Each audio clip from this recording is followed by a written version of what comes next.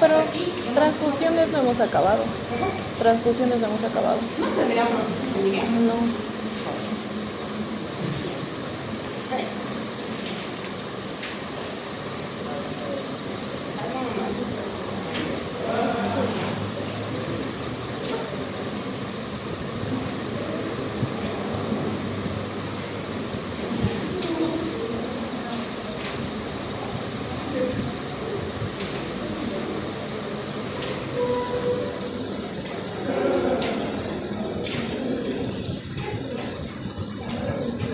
¿Dónde nos hemos quedado?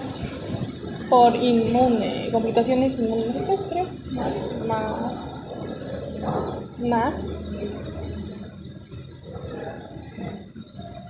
Más. Ahí. En esa. Vamos a ver las reacciones Inmunológicas. celulares. Ustedes saben que cada célula tiene en su superficie receptores. Y estos receptores son los que van a determinar la antigenicidad a la célula. O sea, son antígenos en superficie. Entonces, al hacer antígenos en superficie, son altamente inhibidores de anticuerpos. Entonces, ¿cuáles son las reacciones inmunológicas de tipo celular? En los hematíes, la hemólisis. Hemos visto, por lo general es una reacción antígeno-anticuerpo por una incompatibilidad ABO o RH. Y generalmente es aloinmunización. Los leucocitos generan reacciones febriles, porque son los que van a permitir la liberación de pirógenos y van a producir los infiltrados pulmonares, el RALI o el TRAI que nosotros conocemos. Las plaquetas van a dar origen a la púrpura trombocitopénica post-transfusional o transfusional. Y las proteínas plasmáticas pueden producir cualquier tipo de reacción alérgica, desde la reacción de hipersensibilidad hasta la necrólisis epidérmica tóxica, que es una idiosincrasia. Y los otros factores, los otros receptores de superficie van a inducir a la enfermedad contra el injerto. Ahora tenemos las células rojas, la hemólisis, las blancas, los tipos B y es decir, las reacciones febriles o pirógenos, las plaquetas, las hemocitopenias y las proteínas plasmáticas desde el RASH hasta la necrólisis epidérmica. Entonces, esto es lo que nosotros tenemos en cuenta. Lo que se conoce como RALI o TRAI. Y son reacciones inmunológicas. Una de ellas puede ser la sepsis por una contaminación de la bolsita del derivado a transferir. La embolia gaseosa muchas veces no se tiene cuidado de ver que no haya porciones de oxígeno o porciones de aire que ustedes quieren dentro de la cremita de la hemoclisis y puede generar una embolia gaseosa. Transmisión de enfermedades, ya habíamos visto, la cantidad de enfermedades que se pueden transmitir, sobrecarga de líquidos y hierro, y finalmente el TRAI. Y si se fijan, este es el pulmón que está limpio, no tiene ningún tipo de patología, y esta es lo que me ocasiona una transfusión. Ustedes se fijan que entonces el inflamatorio intersticial, ese intersticio se inflama. Al inflamarse, pues lo que la reacción inflamatoria es una reacción propia del organismo como mecanismo de defensa, por lo tanto genera moco para deshacerse de ese proceso inflamatorio, y esto se congestiona, produce una congestión, hay una sobrecarga de moco, hay una disminución de la oxigenación que pasa en la insuficiencia respiratoria. Lo que sucede, aquí tenemos el electrocito, sus antígenos y los anticuerpos. Los anticuerpos se ven, ya sea en forma directa, antígenos anticuerpos, o a través de otras partículas, que es la forma indirecta, y eso va a hacer que macrófago de Bullian y se produzca la hemólisis. Las reacciones inmunológicas hemolíticas o una destrucción linfocitaria por antígenos. Ya lo hemos visto, ¿no? Y eso es porque el linfocito tiene receptores reciprocantes. ¿Cuáles son las reacciones agudas? Generalmente denominadas intravasculares, las producidas por incompatibilidad ABO. Generalmente esto se da en los pacientes que están siendo transfundidos intraoperatorios en quirófano. Tiene una mortalidad de aproximadamente el 50%. Y en el paciente vamos a encontrar hipotensión, taquicardia, disnea, dolor lumbar. Podemos encontrar una necrólisis renal, que es lo que nos va a condicionar a una aparición de una insuficiencia renal aguda, con hemoglobinuria, que es lo que yo tengo que detectar para determinar si el paciente está inmovilizado o no. Y mi tratamiento, suspensión de la transfusión, líquidos endovenosos, manito y dopamina. ¿Por qué dopamina? Porque el paciente se potencia de tal manera que entra en un estado estuporoso y finalmente muere. Entonces, literalmente, con la dopamina tienen que revivir al paciente. Y las reacciones tardías, que son extravasculares denominadas también, se debe a una incompatibilidad de RH. Y es como se presenta en semanas o meses, tiene una movilidad leve, tiene un malestar general, ictericia, que es lo que más llama la atención, fiebre y el tratamiento solo es de mantenimiento, porque no ocasiona mucho dolor. Y sí, a mí me ha tocado paciente con linfoma, que se le ha diagnosticado, se le tuvo que transfundir una unidad donde se inicia el tratamiento con quimio, una unidad. El paciente terminó su tratamiento con quimio y pasó a controles trimestrales. En sus primeros 3 controles, el paciente no tenía nada, vino al cabo de año, vino con púrpura, vino con ictericia. Se le hizo todos los estudios, era una hemólisis, pero esta hemólisis no tenía un fundamento, no tenía una causa. Entonces, indagando, hemos llegado a la conclusión de que este paciente hecho un año después de haber concluido su tratamiento, una hemólisis tardía a su transfusión. Las reacciones inmunológicas no hemolíticas. Esta generalmente es por un agente externo al paciente, generalmente es por una contaminación o por otras causas. Por ejemplo, una sensibilización del receptor, de los eritrocitos, la que todos nosotros tenemos distintos antígenos en cada uno de nuestros eritrocitos. Pese a que muchos de nosotros tenemos el mismo tipo de sangre y el mismo RH. Entonces, una previa sensibilización a esa persona que va a donar es la que le puede ocasionar una reacción inmunológica, una reacción hemolítica al paciente que se le va a transformar. Esta se caracteriza por presencia de escalofríos, fiebre urticaria, edema pulmonar, contrario, angioedema, broncoespasmo, shock anafiláctico. ¿Qué tenemos que hacer? Adrenalina, corticoide, apoyo respiratorio y solo puede recibir en futuras transfusiones glóbulos rojos trabajos. Esto generalmente nosotros lo hacemos en pacientes oncológicos. Luego la púrpura post-transfusional o transfusional, que es relativamente frecuente, a través de los anticuerpos antiplaquetarios. Este paciente puede pulsar con hipocondria y su tratamiento es la plasmaferesis. Es decir, hay que darle plaquetas o plasma fresco congelado, dependiendo. Si su número de plaquetas está por debajo de 20.000, sí se le puede dar plaquetas. Pero si está por encima de 20.000, solo la plasmaferesis, es decir, plasma fresco congelado. La enfermedad de linfoma contra el huésped generalmente está dada por los pacientes. Entonces, esos pacientes solamente por igual.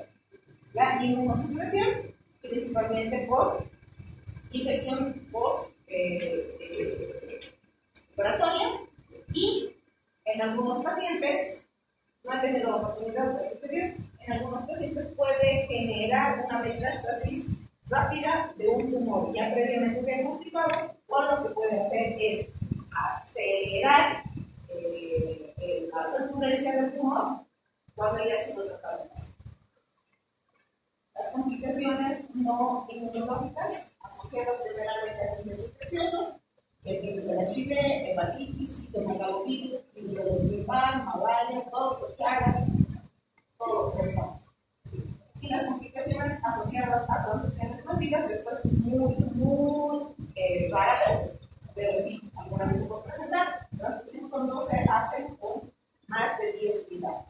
Cuando la vida del paciente claramente corre riesgo, y aquí no importa el efecto contraproducente que sería la hemosideremia, porque el objetivo es salvar la vida del paciente. Al paciente se lo puede quedar y para que no se le salvado la vida.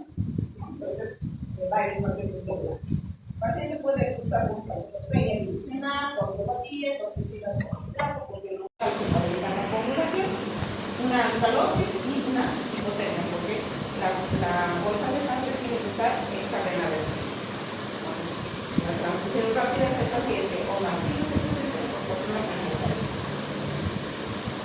alternativas para evitar o reducir el riesgo de la transfusión. Entonces hay que tener técnicas, o se les sugiere a los, sobre todo los cirujanos, que adopten técnicas que no sean muy sangrantes, hipotensar al paciente o utilizar ciertos instrumentos que ellos tienen para evitar el sangrado.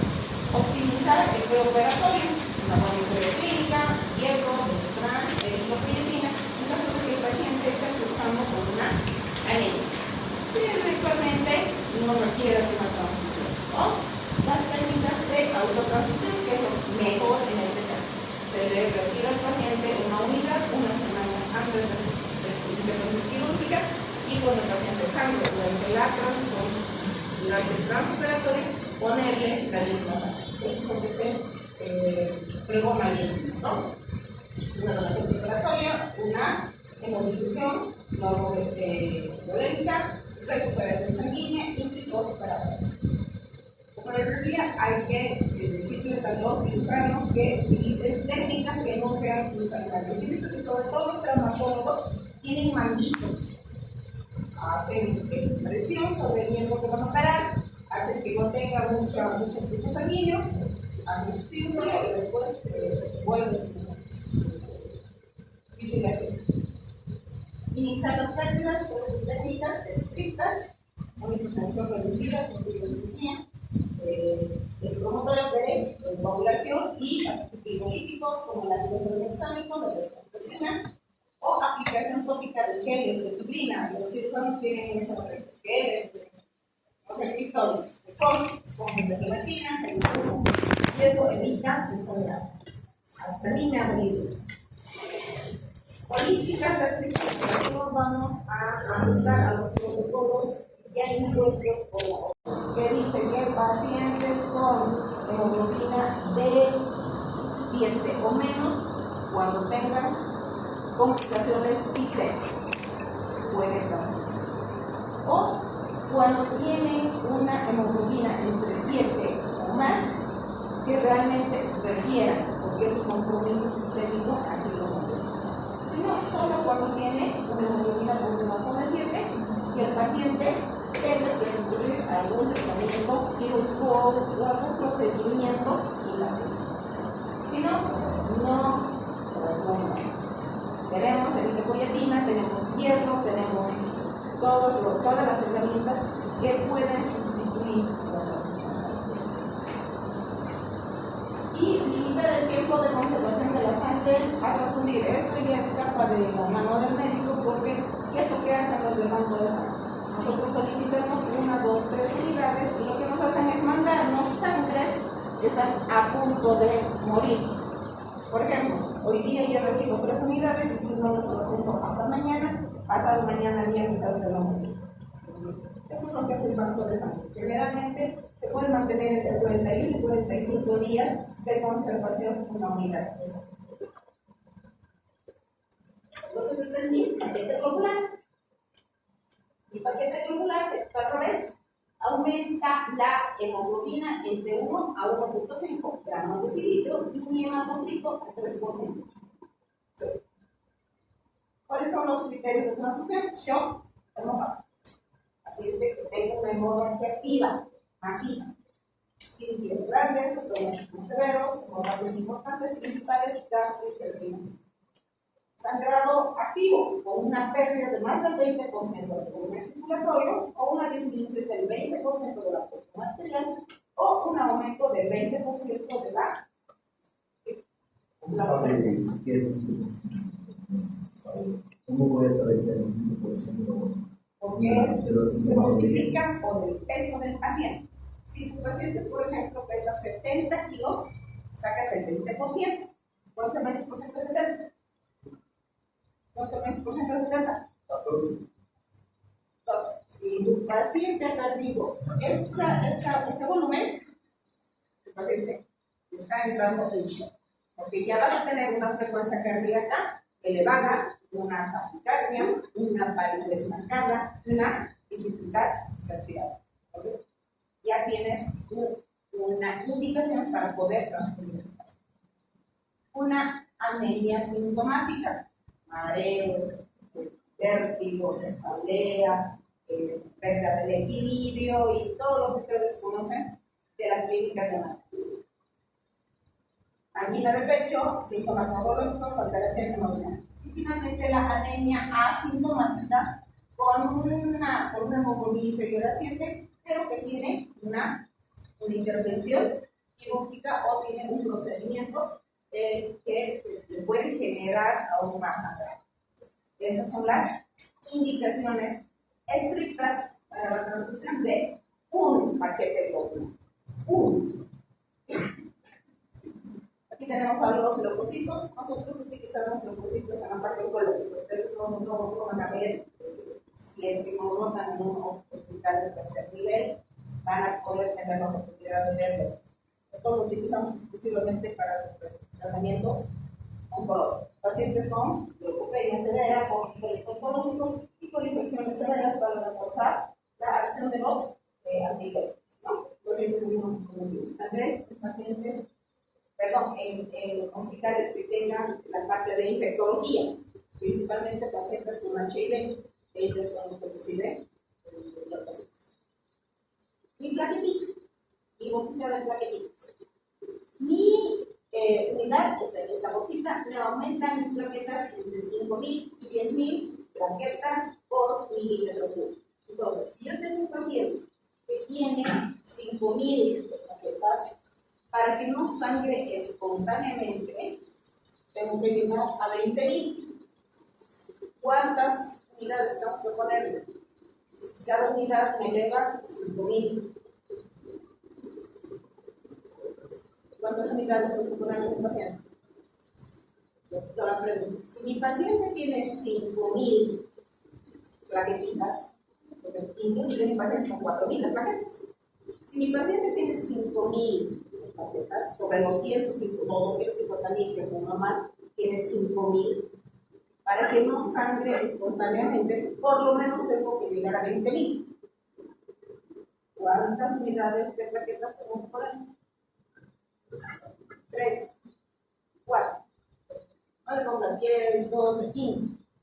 Solo tienen que evitar que su paciente sangre espontáneamente y hacer el diagnóstico de la razón por la que su paciente tiene 5.000 plaquetas. En el caso mío, mi paciente tenía 3.000 plaquetas y era porque tenía malaria. Entonces, no es transfundir es transfundir para estabilizar al paciente. Ese es el objetivo. ¿Sí? En Brasil hay mucho dengue. Aí você para e você vê todo dia no hospital dengue com 20.000, quase el mismo que hay en los ministerios. Yo ya he ido al hospital y he visto muchos pacientes con 20.000 y no. Aquí está. Recuento de plaquetas por debajo de la profilaxis. Profilaxis. Recuento de plaquetas entre 5.000 y 20.000 por milímetro cúbico. Ese es el límite que nosotros tenemos para evitar que el paciente sangre espontáneamente. Por debajo de 10.000, el paciente sangra por las orejas, sangra por los ojos, sangra por las encías, tiene un sangrado gastrointestinal constante. Entonces, a ese paciente sí tengo que ponerle plaquetas. Debo ponerle plaquetas.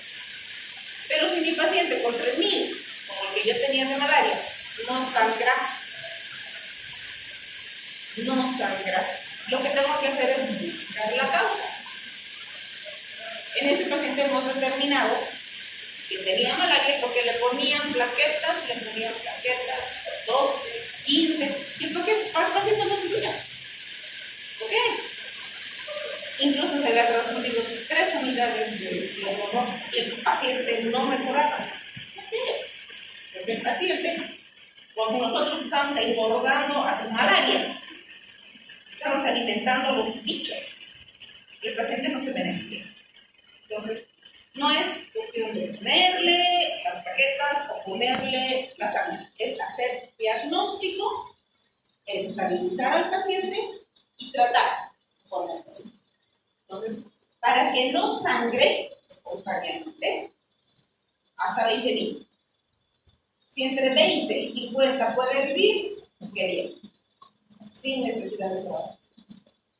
Recuento de plaquetas por debajo de 50.000 si requiere procedimiento invasivo. Si ese paciente tiene 10.000, necesita una endoscopía, tenemos que subirle las plaquetas hasta 50.000 y darle plasma fresco congelado para evitar que salte durante el procedimiento. Punto. Hay que determinar dónde está su problema, tratar ese problema para mejorar la paciente. Y como terapéutica, recuento de plaquetas por debajo de 50.000 como una hemorragia activa para provocar solamente hemostasis. Nada. Aquí está mi plasma fresco congelado. Esto es lo que nosotros damos con mayor frecuencia. Van a ver que se transfunde constantemente en los hospitales. ¿Por qué? Porque es la porción líquida de la sangre y representa el 55% del volumen. Por lo tanto, esto es lo ideal, darle volumen al paciente. Es un expansor de volumen, es una fuente inmensa de albúmina, factores de coagulación e inmunoglobulinas. Así como es un salvavidas terminal, también es un productor de reacciones adversas del volumen. Derivados del plasma, tenemos el plasma fresco congelado, la albúmina y el ácido precipitado. Los concentrados, albúmina inmune, que es lo que nosotros hemos utilizado tanto para el COVID, el concentrado del factor 8, el del factor 9 y la antiglobulina, que son los más importantes para evitar que el paciente escape. Son los coagulantes. Luego, una unidad de plasma fresco congelado aumenta todos los factores de coagulación en 2.3% a la hora de haber sido transfundido.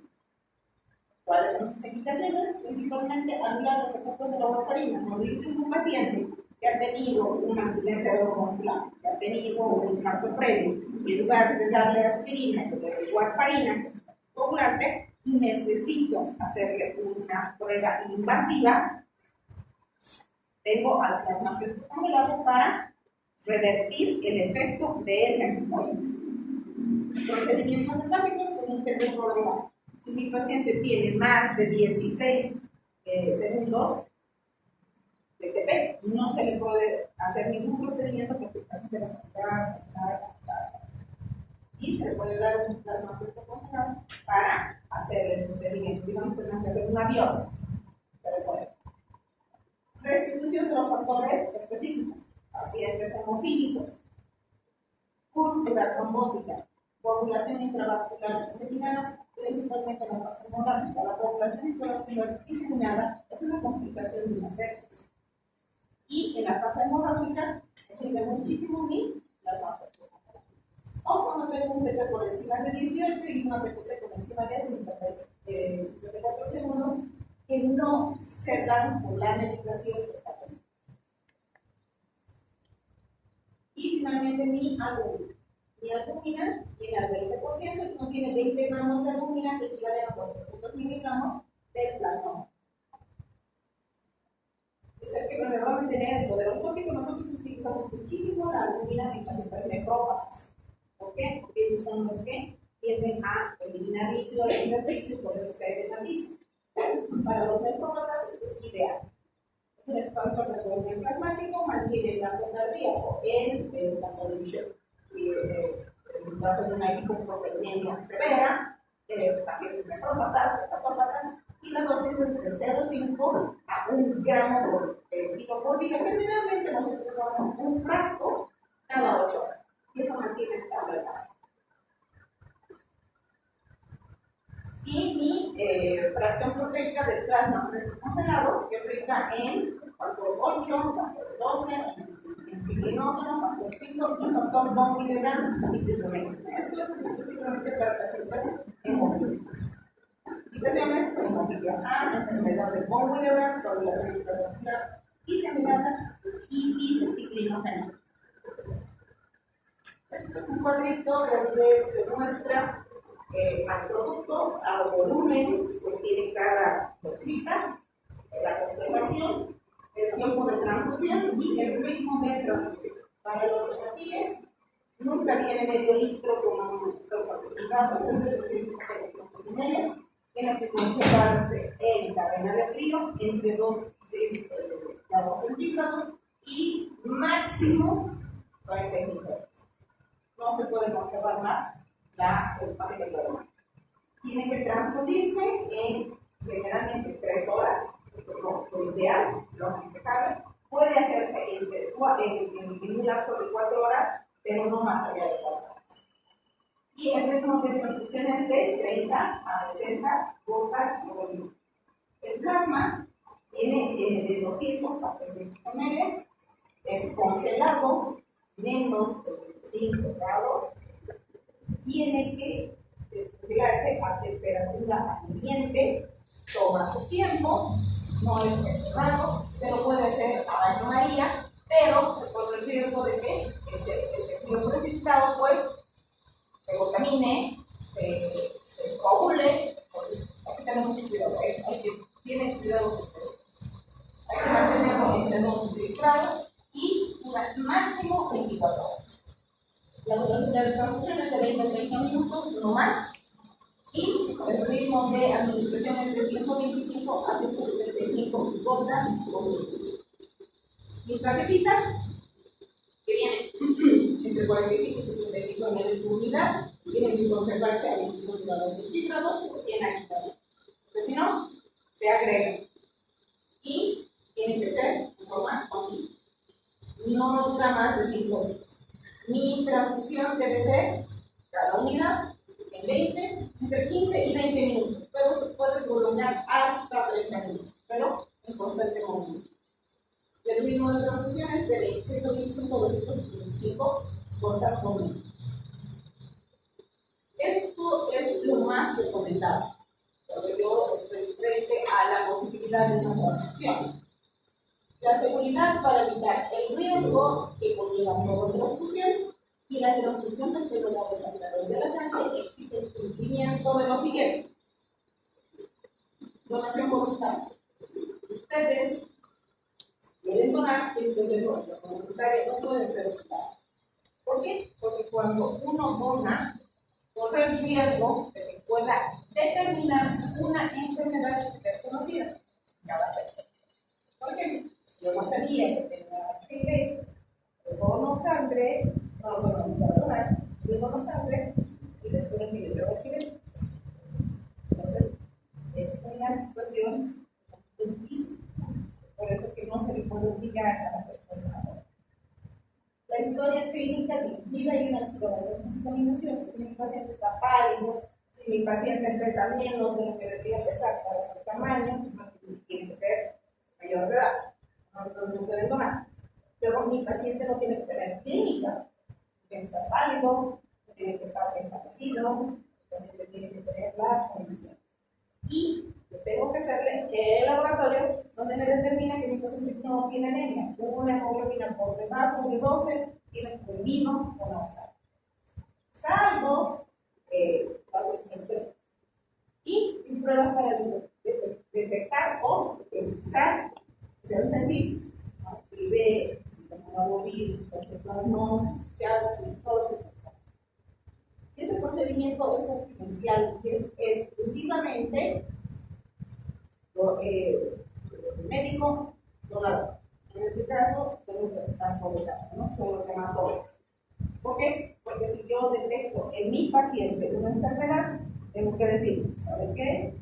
Si tiene tal enfermedad, por lo tanto no es candidato para la donación. Pero eso queda entre él y yo. Entonces, donar sangre es donar vida, pero conlleva riesgos y a la vez es un recurso muy difícil de conseguir, muy valioso y muy caro. Tenemos que cuidar las cosas. ¿Sí? Yo he visto aquí en Bolivia que tema de esto, porque en Brasil donamos sangre y la sangre es gratuito para quien necesita. Y aquí no, aquí comercializan la sangre. No. ¿Cómo ¿Qué sería? es lo que sucede? Cuando tú donas sangre, Sí. tu sangre es estudiada para ver si es o no es una sangre de calidad para que reciba un paciente. Como hemos visto, de una unidad pueden recibir 5 pacientes. Ya. Entonces, yo tengo que ofrecer a ese paciente seguridad y calidad. Para eso yo tengo que hacer todos los laboratorios. Chagas, HIV, citomegalovirus, toxoplasmosis, ahora está el Zika y últimamente hasta el COVID se ha unido al grupo de enfermedades que hay que rastrear por sangre. Entonces, ¿qué es lo que tú haces cuando quieres comprar, no comprar la sangre, sino cuando necesitas una unidad de sangre? Pagas por esos laboratorios. Eso es lo que tú pagas. Son los 500 bolivianos que implican el estudio de esa sangre para Chagas, que en nuestro país es endémico, para el HIV. Ahora no sé a cuánto subirá después del COVID, porque ahora con lo de la malaria, Zika, chikungunya, etcétera, son más laboratorios que hay que aumentar. Ahora me queda claro. Porque tengo amigos que no donan porque hablan disso. No, como si estuviese comercializando mi sangre. No, Digo, no, de no. verdad, de verdad. Y no les dicen eso cuando ustedes van a ir a donar, que lo que están haciendo es donar sangre para que otra persona reciba sangre segura. No les dicen. No, esa parte sí. Pero no explique que estos 500 que pagamos cuando necesitamos. Algunos brasileños han precisado. Entonces, cuando necesitan, tenemos que pagar. Ahí no. Esa información no tenía. No les dicen que no están pagando por la sangre, sino por los estudios que se hacen para que ustedes reciban sangre segura. O sea, eso está mal. Es por eso que mucha gente piensa que sí se comercializa la sangre. No es correcto. No es así. No es así. Entonces, ¿quién tiene que vigilar que sea correcta la administración de sangre? El Comité de Medicina Transfusional, que lo tiene todo. Es la piedra angular de la terapéutica transfusional. Es el ente que va a regir, que está encargado de vigilar, promover el uso racional de sangre en moderados desde la solicitud justificada hasta los momentos finalistas. Es por eso que nosotros en los hospitales, los comités, somos los encargados de decirle al médico: oiga, usted, ¿qué cosa está haciendo? Usted no me puede transfundir si su paciente no necesita. ¿Y no ha sucedido? Claro que no ha sucedido. Hace unas 2 semanas atrás, viene el interno y dice: doctora, el de neurocirugía está pidiendo 2 unidades de sangre. ¿Ok? ¿Cuánto tiene de hemoglobina? 14 de hemoglobina. Explicarme por qué el neurocirujano está pidiendo 2 unidades con 14 de hemoglobina. Es que tiene que hacer una cirugía que va a hacer. ¿Qué le va a hacer? ¿Le va a trasplantar en una columna vertebral? No, lo que pasa es que tiene una fisura en una de sus vértebras y está produciendo desplazamiento vertebral. No, pero es que a veces los pacientes tienen hemofilia, a veces. Entonces, ¿qué es lo que tiene que hacer el neurocirujano? Descartar primero que su paciente tiene hemofilia antes de cortarlo. No puede separar 2 unidades de sangre. El problema que nosotros tenemos aquí en Bolivia, con nuestro banco de sangre, es que los infelices, una vez retirada la mercancía, no hay devolución. Pues no podemos devolver la sangre. Una vez salido del banco de sangre, la unidad transfusional se acaba. Si el médico no transfundió esas 2 unidades, el paciente paga por esas 2 unidades. Y no es correcto. Porque si no le va a transfundir, esas 2 bolsitas se me van a ir a la taxa de basura. La sangre es muy valioso. Entonces, no pidamos por pedir, pidamos como realmente el paciente necesita. ¿Cuál es la visión? Una terapia transfusional óptima con indicaciones estrictas, sujetas a recomendaciones científicas. Aquí los estudios dicen en miles de millones de pacientes que transfundiendo una unidad de sangre le va a salvar la vida. Perfecto. Se utiliza eso. ¿Cuál es la misión? Coordinar, asesorar y monitorizar la práctica transfusional, administración oportuna, segura de calidad, que permita la trazabilidad del componente sanguíneo hasta la hemovigilancia adecuada. ¿Qué significa eso? Que si mi paciente ha hecho una reacción anafiláctica, lo primero que hago es cierro mi sangre, pongo el resguardo, mi bolsa y la mando al laboratorio. En el laboratorio a esa bolsa le van a hacer todos los estudios que tienen que hacer para ver si no ha habido una contaminación, si no ha habido algún error en la manipulación. Entonces, hasta la unidad transfusional no ha habido nada. ¿Qué tengo que hacer?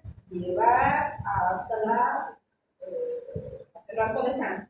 Tengo que rastrear cómo me han transportado la sangre desde la unidad, desde el banco de sangre hasta la unidad transfusional. Si hasta aquí no ha habido nada, tengo que ir hasta mi donador. Los datos quedan la unidad en el banco de sangre. Entonces, tengo que hacerle estudios nuevamente a la sangre del donador para ver por qué razón mi receptor ha hecho una reacción. A eso se llama trazabilidad. Entonces, eso es lo que pasa. Trazabilidad y una adecuada hemovigilancia. Entonces, se siguen todos estos pasos para el uso racional de sangre y hemodinamismo. La sangre es un bien preciado, muy escaso y caro, y no hay que desperdiciar. No pidan por pedir. Soliciten sangre cuando realmente su paciente necesite sangre. Un poquito de esta regla se sale el paciente oncológico, porque en un paciente oncológico, para que los citostáticos o la radioterapia llegue al punto que nosotros necesitamos, que es el tumor, necesitamos una hemoglobina de 10. Por debajo de 10 no me llega el tratamiento en forma adecuada. Por lo tanto, ese es mi límite. Pero en realidad, el límite es 7 miligramos, 7 gramos de hemoglobina. Preguntas.